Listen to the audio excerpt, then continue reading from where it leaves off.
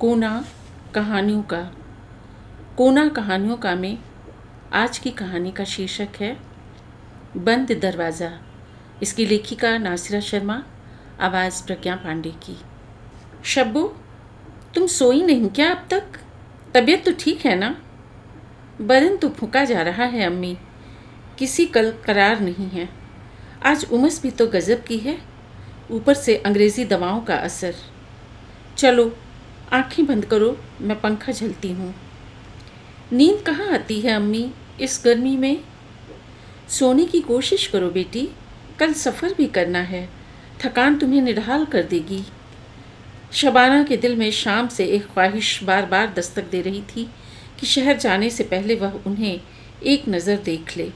अब ज़िंदगी का कोई भरोसा नहीं रह गया है कि कब उसकी डोली इस घर से रुखसत हो जाए। किसको भेजे उनके पास? सारे कसीदों के हाथ काट दिए हैं अब्बा जान ने अपनी डांट से।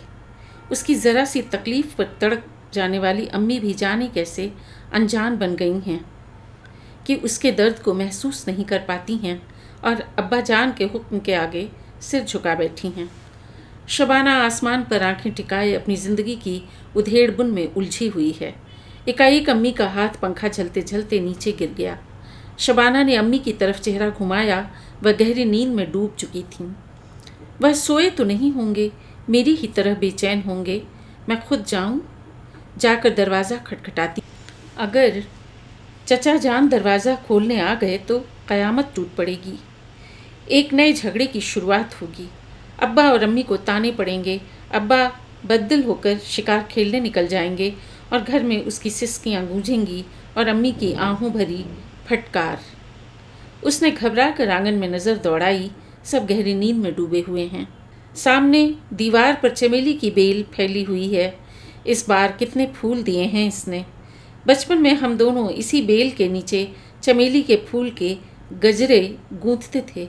फिर वह उसे खुद अपने हाथों से मेरे सिर के चारों तरफ सजाते थे। लड़ाई हो जाने पर मैं मेहनत से गूंथे उन गजरों को लम्हे भर में टुकड़े टुकड़े कर देती थी। दिल में उठती यादों की तूफ़ानी आंधी मोटी मोटी बूंदों में बदल गई। दोनों हाथों से दिल को पकड़कर वह आगे को झुक गई। क्या करूं मैं मौला? हिचकियों की आवाज़ सुनकर अम्मी हड़बड़ा कर उठ बैठीं और उसके सिर को सीने से लगाकर सहलाने लगीं। अपने को संभालो शब्बो बेटी, अपने को संभालो मेरी जान।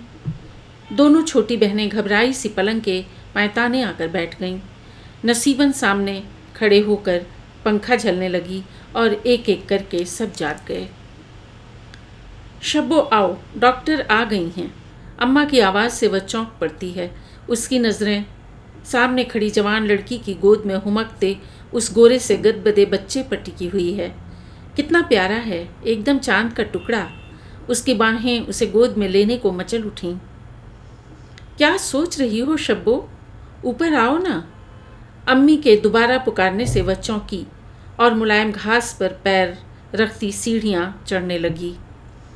कैसी हो शबाना? डॉक्टर गुप्ता ने उसकी नब्ज़ पकड़ते हुए कहा। ठीक हूँ, इतना कहकर शबाना ने सिर झुका लिया, जैसे कहना चाह रही हो कि आप तो औरतों की डॉक्टर हैं, फिर भी औरत के मर्ज़ को नहीं पहचान पाती। उधर लेट जाओ ताकि ब्लड प्रेशर ले लूँ, कहकर डॉक्टर गुप्ता उठीं। वह भी उठकर दूसरे कमरे में चली गई। इन सारे दिखाओं से क्या फ़ायदा है? बिला वजह कुछ नई दवाएं लिखी जाएंगी, कुछ पुरानी काटी जाएंगी। आज कहरा से आए उसे 15 दिन हो गए हैं और इस बीच जाने कितने टेस्ट डॉक्टर गुप्ता ने करवा लिए हैं, मगर निकला कुछ नहीं। फूफा के घर सारा दिन आराम से कट जाता है, मगर रात बड़ी बेचैनी से कटती है। नींद 1000 मिनटों के बाद आती है तो आधी रात को एकाएक टूट जाती है। सामने भूत की तरह ऊंचे ऊंचे सफ़ेद खंभे खड़े देखकर शबाना घबरा जाती है कि वह कहाँ पर है। याद करने पर उसे ख्याल आता है कि वह तो फूफा अब्बा की कोठी में है। फिर थोड़ी देर पहले वह कहाँ थी? कौन था उसके पास जिसकी सांसों की गर्मी उसे खुशी और संतोष के झूले झुला रही थी? उसे कोई रंज न था। धीरे धीरे वह याद करती है, उसे सपना याद आता है। گاؤں میں وہ اپنے گھر کے پچھواڑے والے کھنڈہر میں تھی۔ بوسیدہ دیواریں جنگلی گھاسوں سے بھری تھیں۔ گری چھت والے اس ویرانے میں وہ اوندھے پڑے ایک کھمبے پر بیٹھی تھی۔ اس کے دونوں ہاتھ کاظم کے ہاتھ اس کے ناخنوں کو سہلا رہا ہے۔ ایسا اچھا سپنا کیوں ٹوٹ گیا میرے مولا؟ شبانہ بے چینی سے تکیے پر سر رگڑتی ہے، پھر دوپٹہ منہ پر ڈال لیتی ہے۔ چچا جان ان کی دوسری شادی کرنا چاہتے ہیں، کیا وہ اسے چھوڑ کر دوسری شادی پر رضامند ہو جائیں گے؟ کبھی نہیں، کبھی نہیں، دل کے اندر سے کوئی چیخا۔ آسمان پر کھلے تارے دھندلانے لگے، پھر صرف پانی کا اتھاہ سمندر تاروں کو بہا لے گیا۔ رات رانی کی جھاڑ کے پاس 2 پلنگیں بچھی ہیں۔ آنگن میں ڈھلتے چاند کی پھیکی روشنی پھیلی ہوئی ہے۔ دور کہیں ٹٹہری چیخ رہی ہے۔ سو گئیں کیا بھابھی؟ پھوپھی جان کی آواز اندھیرے میں ابھری۔ نہیں تو، امی نے کروٹ بدل کر کہا۔ کیا سوچا ہے آپ نے شبانہ کے بارے میں؟ میں کیا سوچ سکتی ہوں بھلا؟ اپنے پروردگار پر مجھے پورا بھروسہ ہے۔ وہ تو بھابھی ہم سب کا پالن ہارا ہے، مگر ہمارا بھی تو کوئی فرض ہے نا۔ آخر میں کیا کروں؟ تم ہی کوئی ترکیب بتاؤ، جو اپنے بس میں ہے وہ سارے فرض نبھا رہ کر کہا۔ کیا سوچا ہے آپ نے شبانہ کے بارے میں؟ میں کیا سوچ سکتی ہوں بھلا؟ اپنے پروردگار پر مجھے پورا بھروسہ ہے۔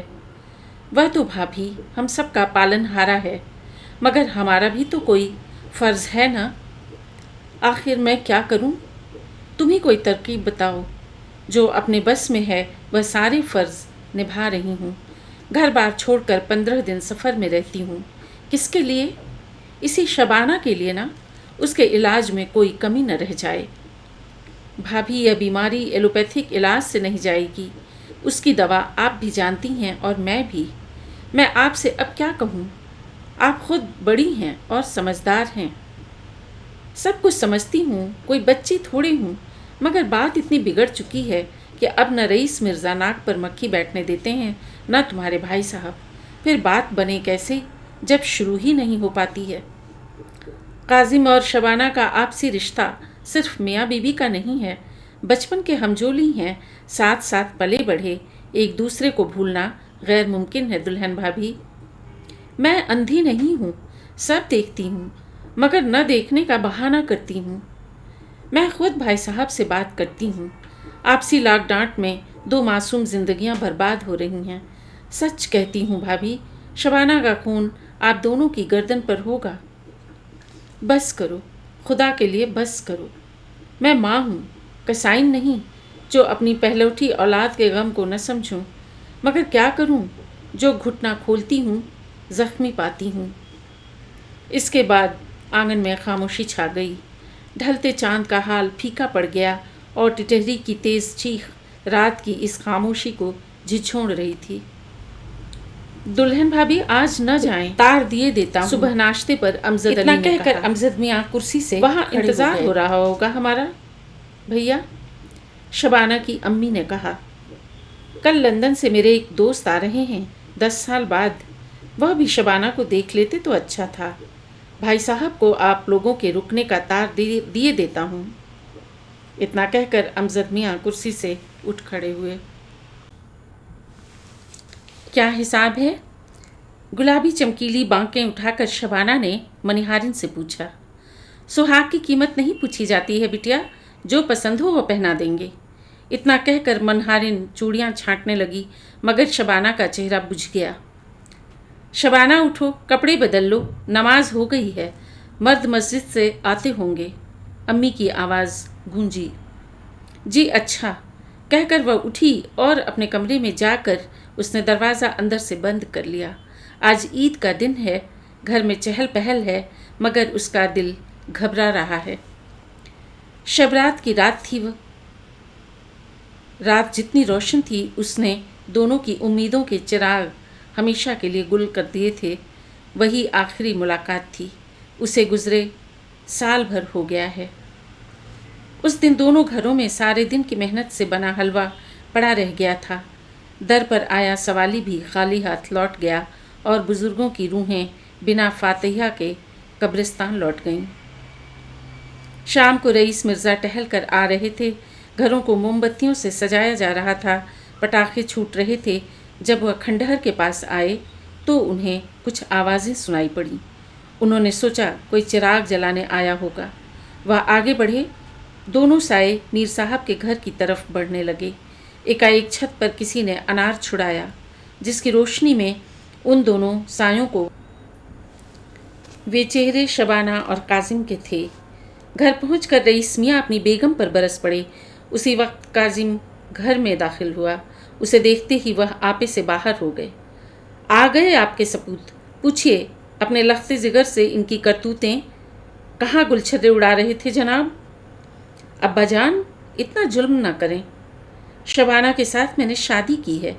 उसे आप दुल्हन बनाकर लाए थे। मैं उसे कैसे पहचानना बंद कर दूं? मेरा भी ज़मीर है, मेरे भी एहसास हैं। खामोश गर्जदार आवाज़ से हवेली दहल गई। नौकरानी के हाथ से हलवे की सैनी छूटते छूटते बची। एक औरत के लिए ज़मीर की पुकार तुम्हें बेकरार कर रही है, नालायक। अगर अब मैंने उसके साथ तुम्हें देखा तो जायदाद से आग कर दूंगा, समझे? रईस मिर्ज़ा काजिम के इस जवाब से तिलमिला गए थे। घर लाने को आपने मना किया। मैंने आंख बंद करके हुक्म की तामील की, मुंह से उफ न की, मगर हर बात की एक हद होती है। हम घर पर नहीं तो दुनिया के किसी कोने में मिलने का तो हक रखते हैं। रही आपकी जायदाद, वह आपको मुबारक। अरे नामुराद, मैं तुझे आग करता हूँ। रईस मिर्ज़ा भिन्ना उठे। मैं आपकी नज़रों से दूर हुआ जाता हूँ।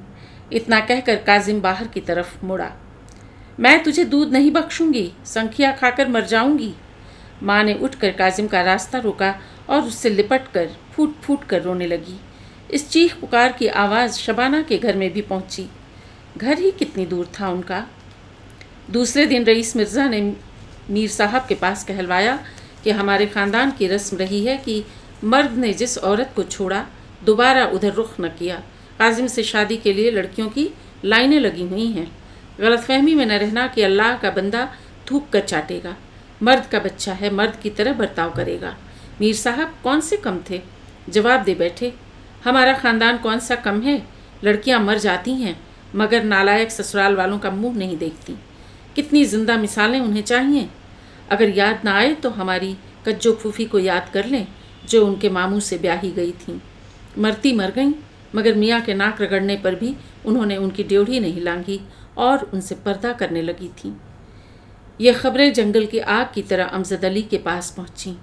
नौशाबा सीना पीट कर रह गईं अपने बड़े भाई की सख्त दिली पर। कब तक आप लोग ख़ानदानी इज्जत के नाम पर इंसानी कुर्बानी मांगेंगे भाई साहब? नौशाबा के तेवर बदले हुए थे। आज ही शहर से गांव पहुंची थीं और बिना नहाए धोए, बिना कुछ खाए पिए भाई के पास आ बैठी थीं। जब तक मैं ज़िंदा हूँ बीवी, ख़ानदानी तौर तरीक़ों में तब्दीली नहीं आ सकती है और इसके लिए कुर्बानी तो देनी पड़ती है। मीर साहब ने गावतकिए पर हाथ टिकाए हुए बड़े ठंडे लहजे से कहा। चाहे लड़की जिंदा दरगोर हो जाए?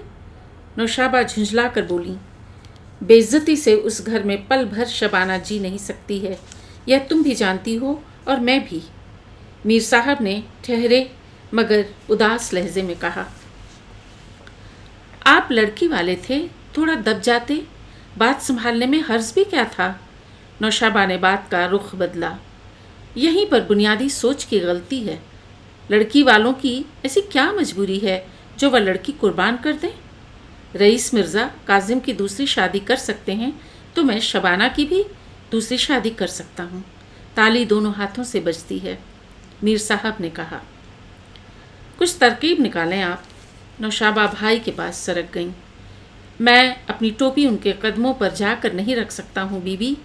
इस कीमत पर लड़की ससुराल गई तो किस काम की? इस गम का पत्थर तो अब दिल से हटने वाला नहीं है, तो फिर सिर झुकाकर गम मनाने से क्या फ़ायदा? सिर उठाकर इस विपता को झेलेंगे। कहते हुए मीर साहब उठे और मर्दाने मकान की तरफ चल पड़े। उनके जाने के बाद जनान खाने में खामोशी छा गई। नौशाबा गहरी सोच में डूब गई थीं। पास के कमरे में बैठी शबाना सब कुछ सुन रही थी। बेदम से बिस्तर पर लेट गई। आखिर कब तक खानदानी मर्यादा को निभाना पड़ेगा। शाकरा आपा ने खामोशी से शादी वाली रात को इमामबाड़े में जाकर जहर पी लिया था, मगर मुंह खोलकर कह नहीं पाईं कि वह अपने मामूजाद भाई वाजिद से शादी करेंगी। लाल सुहाग का जोड़ा सफ़ेद कफन में बदल गया था। शर्म, हया, सब्र, रहम, ये सब औरत के जेवर हैं, नानी बताती हैं। उपटन मलते वक्त नायन ने उनकी उंगली तोड़ दी थी। कई दिन दर्द को पीती, पैर को छुपाती दुल्हन बनी बड़ी मसहरी पर बैठी रहीं। वह तो पैर से पायजेब उतारते वक्त नंद ने फूली उंगली को देख लिया और फौरन डॉक्टर को बुलाया। खाला जान ने उनकी सारी उम्र भाई के घर शौहर के मरने के बाद काट दी।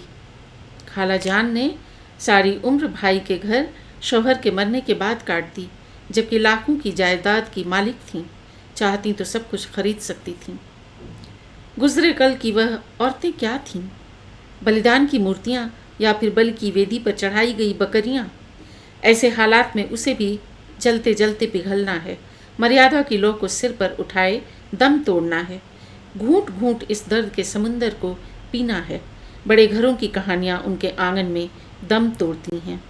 ऊंचा खानदान मान मर्यादा का कब्रिस्तान होता है, जहाँ हर रोज़ एक नई कब्र खुदती है और बुजुर्गों की ख्वाहिशों के कफन में लिपटी लाश दफन कर दी जाती है। मेरी कब्र भी मेरा इंतज़ार कर रही है। शबाना सोच की गहराइयों में उतरने लगी। काजिम का घर से निकलना लगभग बंद सा हो गया था। वह दिन भर अपने कमरे में पड़ा रहता, शाम के वक्त ऊपर छत पर खड़ा हो जाता और डूबते सूरज की किरणों से नहाया सुनहरा खंडहर देखता रहता और तब तक खड़ा रहता जब तक शबाना के बड़े दरवाजे पर लटकी कंदील जल न जाती। काजिम की गिरती सेहत को देखकर रईस मिर्ज़ा फ़िक्रमंद रहने लगे थे। बहुत कहने पर भी वह अब घर से निकलता नहीं था। माँ ने लाख जतन किए, मगर उसने दूसरी शादी की हामी नहीं भरी। मेरे भी अरमान है बेटे, पोते का मुंह देखती, उसे गोद में खिलाती। एक दिन काजिम के करीब बैठकर उसका सिर सहलाती हुई माँ ने कहा, इस अरमान को अरमान ही रहने दीजिए तो अच्छा है, वरना मेरी औलाद मुझे वैसा ही दुख देगी जैसा मैं आपको दे रहा हूँ। इतना कहकर काजिम ने आंखें बंद कर लीं। माँ को इस जवाब की उम्मीद न थी। वह गुमसुम सी काफ़ी देर तक बैठी रहीं। 1 महीना शहर में रहकर रात दिन यादों में डूबी बास्केट भर दवाइयों के साथ शबाना कहरा लौट आई। स्टेशन पर मंगरू खड़ा था। शबाना घर से आए तांगे में बैठ गई। तांगे पर पड़े पर्दे की जाली से चिपकी वह बाहर ताक रही थी। उन रास्तों पर दिन भर वह और काजिम दौड़ते थे। सिंघाड़े का तालाब देखकर उसे काजिम का डूबना और फिर उसे निकाला जाना याद आया। उस दिन के बाद से उसने कभी सिंघाड़ा खाने की फरमाइश तो दूर, उसका नाम भी नहीं लिया। ज़रा धीरे भैया, मेरा दिल डूब रहा है, शबाना ने कहा। तांगे की रफ्तार कम हो गई। हाय अल्लाह, एक सिसकी सी शबाना के मुंह से निकली। घबराकर अम्मी ने जाली से झांका। सामने दुकान पर काजिम खड़ा था। अम्मी को सांप सूंघ गया। काजिम हड्डी का ढांचा रह गया था। लंबा तगड़ा गोरा चिट्टा लड़का पिघलकर चौथाई भर भी नहीं रह गया था। काजिम और शबाना साथ साथ खेल कर बड़े हुए थे। इतनी दोस्ती थी दोनों घरों में कि लोग मिसाल देते थे। रईस मिर्ज़ा ने आम का बाग इन्हीं बच्चों से लगवाया था। माली खुदे गड्ढे में खाद मिट्टी डालता और यह दोनों अपने नन्हे हाथों से आम का पौधा उसमें रखते। सारे दिन काजिम मीर साहब के यहाँ खेलता रहता था। आने जाने वाले कितने दिनों तक समझते थे कि काजिम मीर साहब का लड़का है। जब से शादी तय हुई थी, शबाना काजिम से पर्दा करने लगी थी। अम्मी कहती, दुल्हन बनने पर नूर नहीं उतरेगा। मंगनी के बाद 2 वर्ष तक वह केवल ईद बकरीद में एक दूसरे को देख पाते थे। शादी की रात, अरसे के बाद मुलाकात, सारी रात बातों में कट गई। उनके मिलने वाले एक थे, शैतानियाँ एक थीं। पसंद एक थी, खालाजाद बहन शिरीन के मांझे से लेकर मोती के खारिश होने, कल्लू मिस्त्री के मरने, खलीकुन मिरासिन के यहाँ चोरी होने तक की सारी समाजी व व्यक्तिगत बातें हुई थीं। उसी के बीच धीमी फुहार की तरह विरह का बयान भी था। सुबह होते होते वे दोनों थक कर ऐसा सोए थे कि चौथी में लेने आए हुए लोग दुल्हन की खैरियत पूछने को बैठे ही रह गए। चौथी के दिन ही ऐसी वैसी कुछ हरकत हो गई जिससे रईस मिर्ज़ा का पारा चढ़ गया था। वलीमे की दावत में भी ऐसा कुछ हुआ था कि रईस मिर्ज़ा हत्थे से उखड़ गए। इधर घर की बात समझकर मीर साहब खामोशी से सब कुछ पी गए। उस खामोशी को रईस मिर्ज़ा अपनी तौहीन समझ बैठे। चौथी की रस्म के बाद मुहर्रम आ गया। ससुराल गम के चांद में शबाना क्या जाती। गम का चांद भी ऐसा निकला कि फिर कभी डूबा ही नहीं। 2 माह बाद जब पहली ईद पड़ी तो मीर साहब इंतज़ार करते रहे कि लड़की के ससुराल से बुलावा आए और रईस मिर्ज़ा इस बात से नाराज़ रहे कि ईद में भी मीर साहब ने इस बात की कोशिश नहीं की कि उनकी नाराज़गी धुल जाती। गर्ज की दोनों तरफ शिकायतों की फहरिस्त एक दूसरे को थमा दी गई।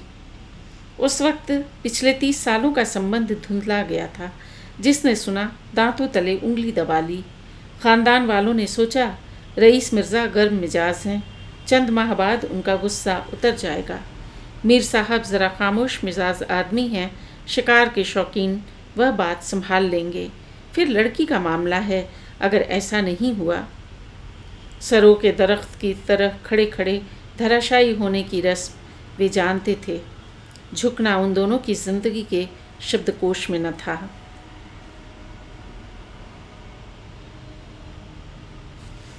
मगर ऐसा नहीं हुआ कि अगर क्या पढ़ दी। अम्मी को सांप सूंघ गया। काजिम हड्डी का ढांचा रह गया था। लंबा तगड़ा गोरा चिट्टा लड़का पिघल कर चौथाई भी नहीं रह गया। काजिम और शबाना साथ साथ खेल कर बड़े हुए थे। इतनी दोस्ती थी दोनों घरों में कि लोग मिसाल देते थे। रईस मिर्ज़ा ने आम का बाग इन्हीं बच्चों से लगवाया था। माली खुदे गड्ढे में खाद मिट्टी डालता और ये दोनों अपने नन्हे हाथों से आम का पौधा उसमें रखते। सारे दिन काजिम मीर साहब के यहाँ खेलता था।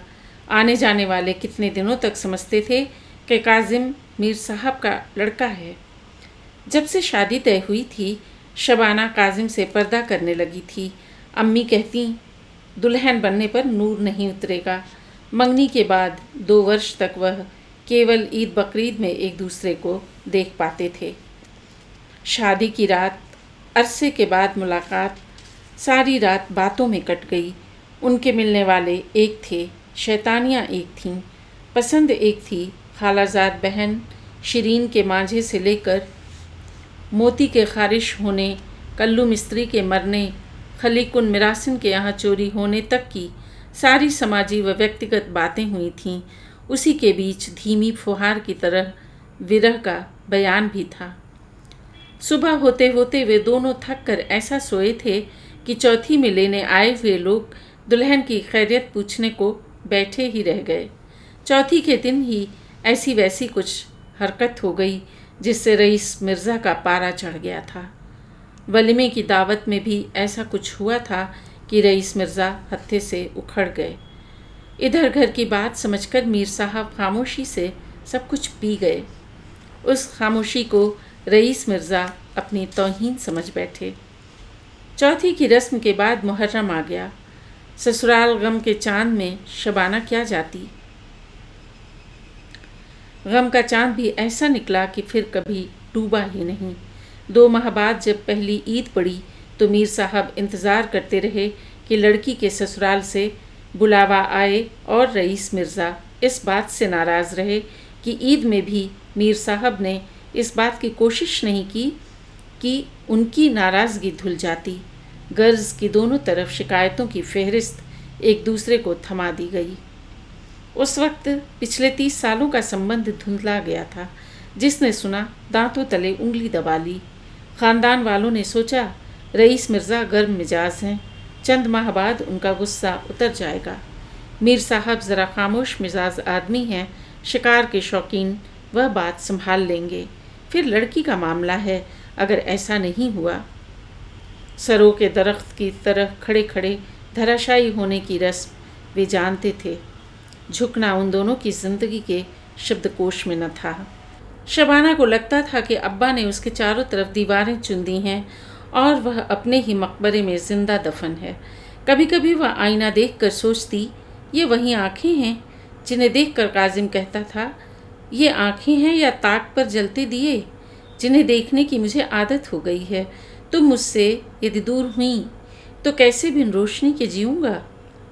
कभी कभी मजाक में कहता, यदि मुझे शिकार का शौक़ होता तो तुम्हारी ये आँखें बहुत काम आतीं, अंधेरे में कंदील की तरह जगमगातीं और मैं शिकार मार गिराता। यह सब याद करके शबाना पंख कटे परिंदे की तरह तड़प जाती थी। बेटी, दवाखाने में जिद कैसी? जाती थी। बेटी, दवाखाने में जिद कैसी? दवा नहीं खाओगी तो ठीक कैसे होगी? मुझे अब ठीक नहीं होना है अम्मी। क्या कह रही हो? ऐसी बातें करके मेरे दिल को मत हो ना शब्बो। ठीक ही कह रही हूँ अम्मी। इन दवाओं ने आज तक सेहत तो मुझे दी ही नहीं है। हाँ, पाबंदी और मुझ पर लगा दी है। अच्छा, यह गोली खा लो, तुम्हें मेरे सिर की कसम है। नहीं अम्मी, आप जिद न करें, आपको मेरी कसम है। तुम्हारी सेहत के लिए ये दवाएं बहुत ज़रूरी हैं शब्बो। अम्मी, अगर मैं इन दवाओं से सेहतमंद हो भी गई तो करूँगी क्या? ठीक होने के बाद मुझे अब मर जाने दीजिए अम्मी। शब्बो, इतना कहकर अम्मी उससे लिपट कर रोने लगीं। आप सब यही चाहते हैं अम्मी, और मैं भी। कहता कोई नहीं है मुझसे, मगर मुझे महसूस होता है, बहुत शिद्दत से महसूस होता है। आप सब यही चाहते हैं अम्मी, और मैं भी। कहता कोई नहीं है मुझसे, मगर मुझे महसूस होता है, बहुत शिद्दत से महसूस होता है। बस करो बेटी, खुदा के वास्ते बस करो, मेरे सब्र का इम्तहान न लो। मेरे माबूद, यह कैसा खेल है जो तू अपने बंदों के साथ खेल रहा है? अम्मी सिसक रही थीं, बहनें रो रही थीं, घर की नौकरानियाँ आंसू पोंछ रही थीं, मगर शबाना बहुत इत्मीनान से ठोड़ी घुटने पर रखे आंगन में फैली धूप को देख रही थी, जिसमें गेहूं फैला था और गौरैया डरते डरते दाना चुगती और फिर उड़कर मुंडेर पर बैठ जाती थी। काजिम का दिल सुबह से घबरा रहा था। कई बार सोचा कि सारी मान मर्यादा छोड़कर एकदम से शबाना के घर पहुंच जाए और उसी पुराने हक से दरवाज़ा खटखटाए और ऊंची भारी आवाज़ में कहे, काजिम, आज उसकी शादी का भी दिन है। पूरे 6 साल गुजर गए हैं उस बात को, मगर लगता है युगों पहले की कोई लोक कथा थी जो उसे किसी ने सुनाई थी। अगर अम्मा का ख्याल न होता तो वह उसी दिन शबाना के घर धड़धड़ाता हुआ घुसता और पूरे हक से अपनी बीवी का हाथ पकड़कर बाहर ले आता, चाहे दर दर भटकना ही क्यों न पड़ता। मगर अम्मा वह जहर खाने को तैयार थीं। उनकी कोई बात सिर्फ धमकी तक नहीं रहती है, जो कहती हैं वह कर बैठने वाली औरतों में से हैं। उन्हीं की मौत के डर ने उसके पैरों में जंजीर डाल दी थी। आज उसका दिल उसी तरह मचल कर शबाना की अम्मी के बिस्तर पर सोने को चाह रहा था, जैसे कि वह बचपन में वह उनसे लिपट कर सोता था। 2 साल से उसने किसी की झलक नहीं देखी है तो सिर्फ बड़े दरवाजे पर लटकी कंदील। यह दरवाज़ा पूरे गांव का सबसे ऊंचा दरवाज़ा था। मीर साहब कहते थे, दूल्हा घोड़े पर बैठा बैठा घर के अंदर आना चाहिए। मेरी तो सिर्फ 3 लड़कियां हैं, पूरी शान शौकत दौलत इन पर मुझे लुटानी है, किसके लिए कल बचा कर रखना है। मगर आज काजिम उनका दामाद। काजिम ने घबरा कर सामने देखा। गली का मोड़ उसे दावत दे रहा था शबाना के घर जाने की ओर। वह चुपचाप नुक्कड़ पर खड़ा फैसला नहीं कर पा रहा था। अम्मी जान नमाज पर बैठी सोच रही थीं कि रईस मिर्ज़ा के घर कहलवा दें, फिर डर कर इस ख्याल को झटक देती, फिर दिल में हलचल उठती, किसी तरह काजिम तक ही यह खबर पहुंचा देती। वह आखिरी दीदार तो कर लेता। कहलवा दें, मगर अब कहलवाने से क्या फ़ायदा। उनका दिल हाँ और नहीं की हिंडोले में झूल रहा था।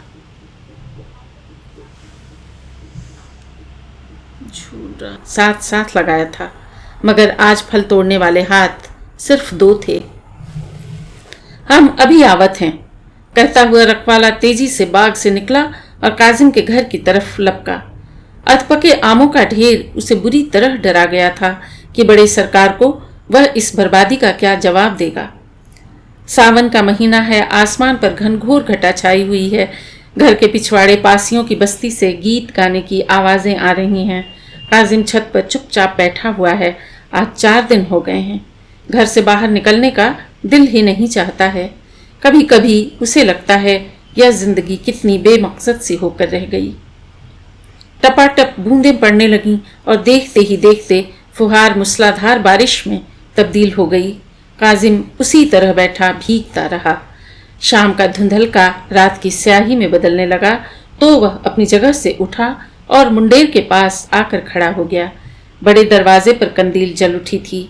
रंग बिरंगी फूल की पत्तियां दूर से नजर आ रही थीं। काजिम अंधेरे में खड़ा उस बंद दरवाजे को एकटक देख रहा था। उसके पीछे आंगन और कमरों में घूमते शबाना के वजूद को महसूस कर रहा था। बिजली चमक रही थी। मूसलाधार बारिश ने काजिम को सराबोर कर दिया था। नीचे कोई घर का दरवाज़ा पीट रहा था। काजिम चौंका, मगर नीचे जाने का दिल नहीं चाहा। दरवाज़ा तोड़े का इरादा रहा का भोजी?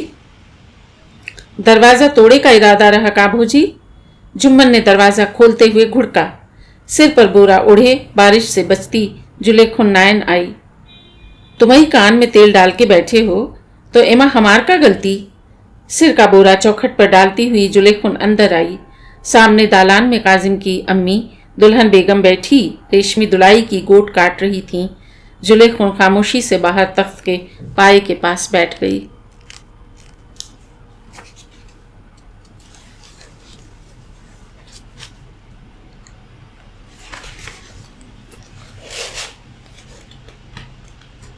अरे कब? कपड़ा काटते हुए दुल्हन बेगम के हाथ रुक गए। कैंची के मुंह से गुलाबी साटन फंसा रह गया। अभी दुल्हन बेगम, यही आधा घंटा गुजरा होगा। जुलेखुन इतना कहकर अपने दुपट्टे से आंसू पोंछने लगी। क्या उन लोगों ने कहलवाया है? दुल्हन बेगम तख्त से उठती हुई बोली। नहीं सरकार, हम खुद सुनकर दौड़े रह गए हैं। नहीं सरकार, हम खुद सुनकर दौड़े गए रहे, वहां से इधर आए गए। हमने तो आप दोनों को सोर किया रहा, दोनों बच्चों का गद्दा फलिया धोया रहा। जुलेखुन ने हाथ में पड़े चांदी के कड़े घुमाते हुए कहा। ये कड़े उसे रईस मिर्जा ने काजिम की पैदाइश पर दिए थे। ये कड़े उसे रईस मिर्जा ने काजिम की पैदाइश पर दिए थे। दुल्हन बेगम अंदर कमरे में गईं। रईस मिर्जा गावत तकिए पर टेक लगाए बड़े आराम से हुक्का पीते हुए कोई किताब पढ़ रहे थे। वह पास जाकर बैठ गईं। अरे यह क्या हो गया? रईस मिर्जा के मुंह से हुक्के की नाल छूट गई। खुदा को शायद यही मंजूर था। दुल्हन बेगम ने आहिस्ता से कहा। मगर काजिम कहाँ है? एकाएक रईस मिर्जा उठ खड़े हुए। पता नहीं, मेरी भी मत मारी गई है, शाम से उसे नहीं देखा। परेशान सी वह कांपती हुई उठी और कमरे से बाहर की तरफ लपकी। अरे जुम्मन, देखो छोटे सरकार कहाँ हैं? रईस मिर्जा की आवाज़ गूंजी। मुझे जाना चाहिए, मीर साहब अकेले होंगे। इतना कहकर रईस मिर्जा शेरवानी की तरफ बढ़े। उनके इस जुमले की ताव दुल्हन बेगम न ला सकी और चकरा कर गिरते गिरते बची। उनके इस जुमले की ताव दुल्हन बेगम न ला सकी और चकरा कर गिरते गिरते बची। चलता हूँ, इतना कहकर रईस मिर्जा ने छड़ी उठाई। आप? सिर्फ कह पाई दुल्हन बेगम। तुम लोग बाद में आ जाना। मौत दुश्मन की हो तो भी उसमें शरीक होना चाहिए, और यह तो। रईस मिर्जा कहते हुए आगे बढ़े। ठहरिए, यह खबर आप खुद काजिम को देंगे। दुल्हन बेगम सामने खड़ी थीं। उनका यह तेवर रईस मिर्जा के लिए नया था। उनके लहजे का ठोस और भारीपन, उसमें छुपे तंज भरे शिकवे को रईस मिर्जा अच्छी तरह समझ गए थे। दोनों पल भर खामोशी से एक दूसरे को देखते रहे। गम, पछतावा, तड़प, संतोष, जीत, याद, जाने कौन कौन से रंग उनके चेहरों से होली खेल रहे थे। जी कहता हुआ काजिम सामने खड़ा था। उसे देखकर दोनों की खामोशी और गहरी हो गई। अब्बा जान, आपने मुझे याद किया था? काजिम ने दोनों को बारी बारी से देखते हुए पूछा। हाँ बेटे, इतना कहकर रईस मिर्ज़ा कमरे में टहलने लगे। तो फिर आप कुछ? इतना कहकर काजिम चुप हो गया। देखो, जो हुआ वह एक दिन होना था बेटे। मैं चलता हूँ, तुम अपनी अम्मी के साथ आना। आदत के मुताबिक हमेशा की तरह कहते हुए रईस मिर्ज़ा दालान में आए और आंगन पार करते हुए ड्योढ़ी में आकर रुक गए। वह रात भी इतनी ही स्याह थी जब वे सारी रात मीर साहब के घर पर रहे थे, जागते हुए टहलते हुए। सुबह कहीं जाकर डॉक्टर ने चांद सी लड़की की आमद की खबर मीर साहब को दी थी और उन्होंने जुलेखुन को इस खुशी में एक कीकर का पेड़ दे डाला था और उस चांद सी लड़की का नाम शबाना रखा था। रोने की आवाज़ घर की ड्योढ़ी लांघती हुई गली में आने लगी थी। बारिश थम गई थी और लोगों की भीड़ बड़े दरवाजे की तरफ बढ़ रही थी। रईस मिर्ज़ा टूटे दरख्त की तरह मीर साहब के गले लगे। मीर साहब मिट्टी के टीले की तरह ज़मीन पर गिरकर बिखर चुके थे। पिछले चंद साल दोनों के बीच से जाने कहाँ छिटक गए। खुलूस और मोहब्बत की नदी फिर उसी तरह बहने लगी थी जैसे बरसों पहले बहती थी। देखने वालों को महसूस हुआ कि खुशी न सही मगर गम दो बिछड़ों को जल्द मिला देता है और फिर मौत, वह तो टूटे दिलों को जोड़ देती है।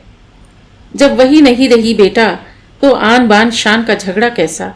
दुल्हन बेगम ने काजिम से कहा। यह आपका नहीं, अब्बा जान का ख्याल है, उसे आप दोहरा रही हैं। मगर अम्मी, अब मैं वहां जाकर क्या करूंगा? काजिम बहुत गहरे दुख से बोला।